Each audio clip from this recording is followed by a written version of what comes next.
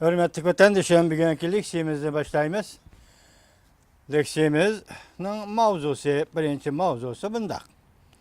Hazır Washington'dan sözleyimiz, leksiyada sıdıqa jirozu. Cungo'nun xatarlik planı tonu belindi. Cungo Rossiya Amerika teslim bolğuça qol tutuşup iş qiladigan bo'ldi. Cungo ile Rossiya Amerika teslim bolğuça qol tutuşup iş qiladigan bo'ldi. Mavzulu xabar 10 ayının 11 günü Fen ve Torbeti ilan qilindi. Xabar mundaq başlandı.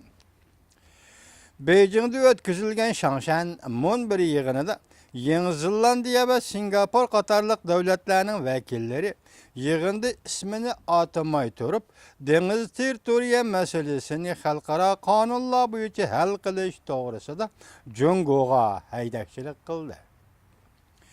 Jungo taraf bo'lsa talash tartishga aloqasiz davlatlarning bu ishga aralashmasligini, hech bo'lmaganda ixtiloflarning murakkablashib ketadiganligini ko'rsatdi.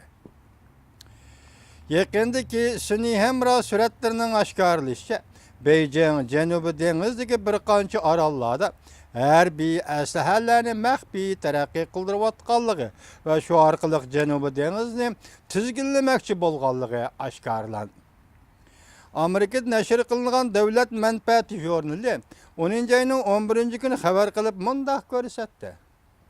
5 burjakli bino maxfiy axborot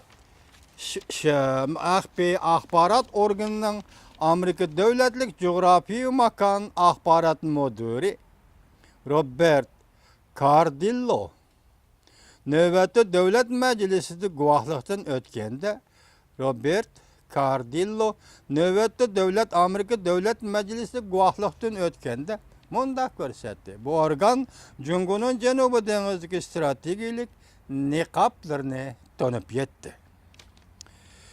Cardillo mundaq ko'rsatdi. Jungo tashqari dunyoga bizning Janubiy dengizdagi faoliyatlarimiz savdo va sayohatchilikni maqsad qiladi.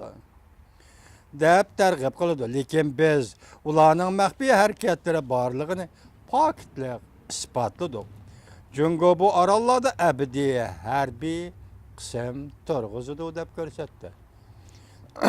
11 kuni tushdan keyin 7 navbatlik Shangshan munbiri yig'inida Jungo bilan Rossiya raketa qarshi turish masalasida o'xshash maqom topildi.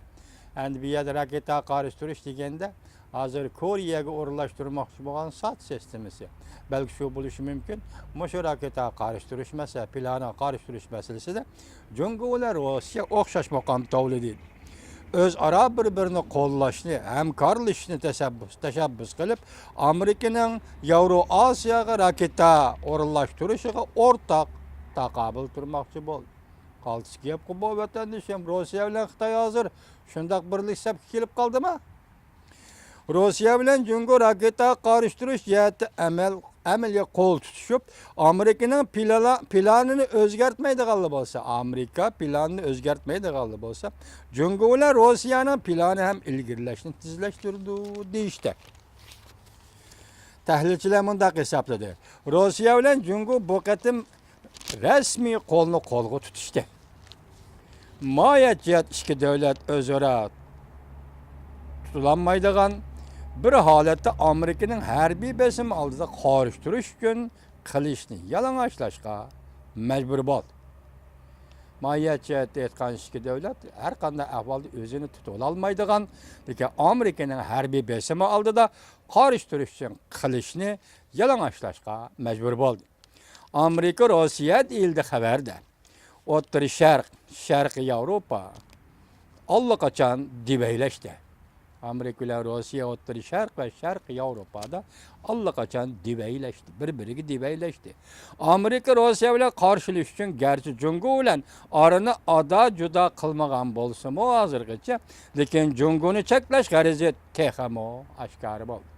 Amerikaning Rossiya bilan qarshilish uchun Amerika Jungo bilan bo'lgan munosabatni juda qilib o'tmagan bo'lsa-mu, lekin Jungoni cheklashdan iborat bu g'araz oshkor bo'ldi.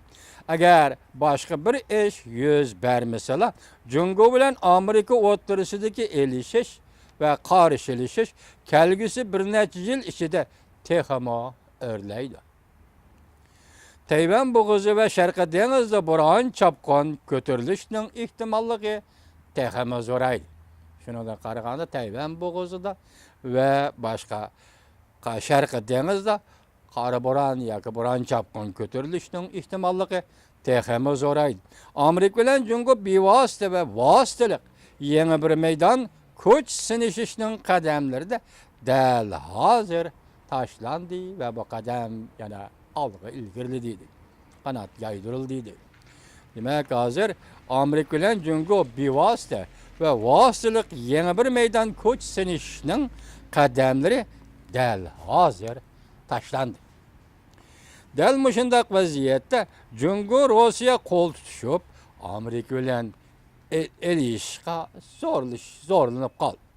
Yoki o'zi zorlash qatorida qo'yib qoldi yoki zorlandi degan gap. Hozir shunday paytda Rossiya bilan Jungo qo'l tutishib, Amerika bilan elishga majbur bo'lib qoldi. Bu vaziyatning oxirlashi balki Amerika qurol topshirib taslim bo'lishni xohlagan vaqtgacha bo'lishi mumkin-da. Bu yer nima deydi xabarda? Amerika taslim bo'lib Rossiya bilan Jungoga bo'ldi degicha bu vaziyatning jiddiylik shunday davomlashadi. Bu qaltis gapqa bu Amerika kimga taslim bo'ldi ekan? Bu qaltis gap bo'ldi. Jungoga olasharingni. Amerika Rossiyaga taslim bo'ldi ekan, olasharing. Hozirgacha Rossiya bilan Amerikaning munosabati o'tib ketgan 40 yil ichida jiddiylik, pasayish ve o'ltirib suhbatlashish masalalarni suhbat orqali hal qilishdan davom qilib keldi. Ikki chong davlat Amerika, Rossiya o'tirsa men o'ylaymanki, hargiz urush degan narsa bo'lmaydi. Bu bir endi xiyoliy demasam, hozirgi jiddiy vaziyat qarib aytilayotgan narsa bo'lishi mumkin, gaplar bo'lishi mumkin. Biroq bu yerda hozir Amerika, Rossiya bilan Jungo birlashdi. Amerika taslim bo'lmoqchi vaziyatning taqozosi to'xtamaydi degan gap. Ya men to'liq tushunmadim. Yoki bu xabarni tarqatgan odamlarning kallasida masala bormiki deb qoldim. Biroq vaziyat masalan Suriyada degandek hozir Amerika, Rossiya o'rtasida Suriya masalasi bo'yicha asosiy xitoblarni o'tirib chiqqanligi rost. Lekin buning bu darajaga berishi mumkinmi yo'qmi? Buni vatandoshlar ham o'zi tahlil qilib olsa bo'ladi.